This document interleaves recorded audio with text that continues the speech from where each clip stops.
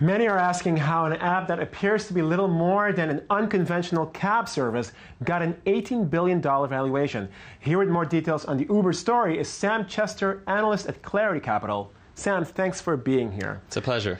Okay, so what's going on here? $18 billion? Isn't that overvalued?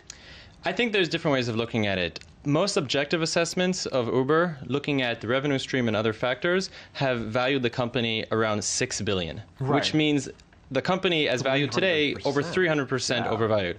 Why? Why may this be so? I think part of the reason you could look at is that there's an irrational exuberance that takes hold in the tech communities where you have investors and innovators living in the same bubble community, mostly in Silicon Valley in California, believing in the same belief that tech can solve everything.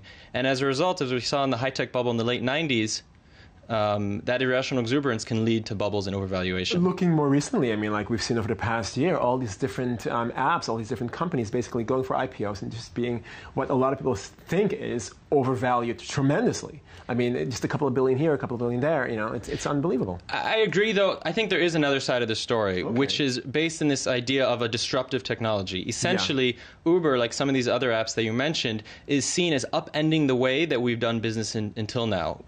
Examples that people are very familiar with: Facebook changed the way that we socialize. Amazon changed the way that people purchase goods and obtain goods. So in Uber's case, not only are they trying to transform and redefine the way that you get from point A to point B, but what they're really trying to do is change the culture and the society of ownership.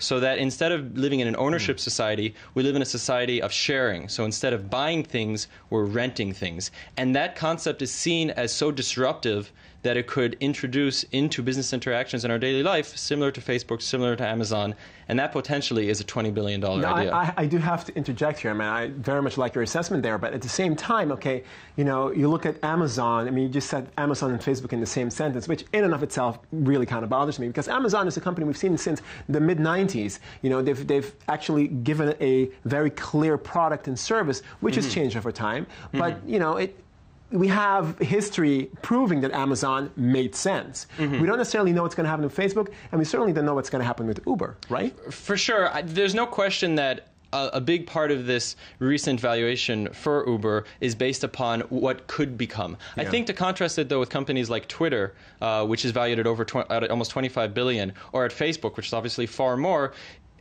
supports the case for Uber even, because Uber, unlike Twitter and unlike Facebook, it's not getting its revenue stream from advertising, which is an unpredictable market. Uber's revenue stream comes from the interaction and the purchase, the renting of a good and of a service, of someone picking you up in a vehicle and getting you from one place to another. The other point I would add is that, as savvy investors know, when a company is able to, what we call in the financial world, take advantage of the consumer surplus, which Uber does by this concept called surge pricing, where essentially, unlike typical cab companies, what Uber does is that after a sporting event, during bad weather, Uber charges more for a ride than the standard fare. So by varying their pricing, they take advantage of when participants are willing to pay more, and that's very attractive to investors. Now, this is obviously attractive to investors, and it's certainly filling someone's pocket. But is it fair? I mean, I'm talking not just about the consumers, but I'm talking also about the other cab drivers out there. You know, this is their living. I mean, we've seen a lot of protests happening. For sure. Uber is a very aggressive company, and much of their success, they haven't reinvented the wheel, literally. What they do is they're very aggressive, and they move into markets. They face competition from local taxi companies, which tend to not only be monopolies, and not only be localized companies with strong connections to the local municipality, but they're backed up by a regulatory system that doesn't support a technology and like Uber.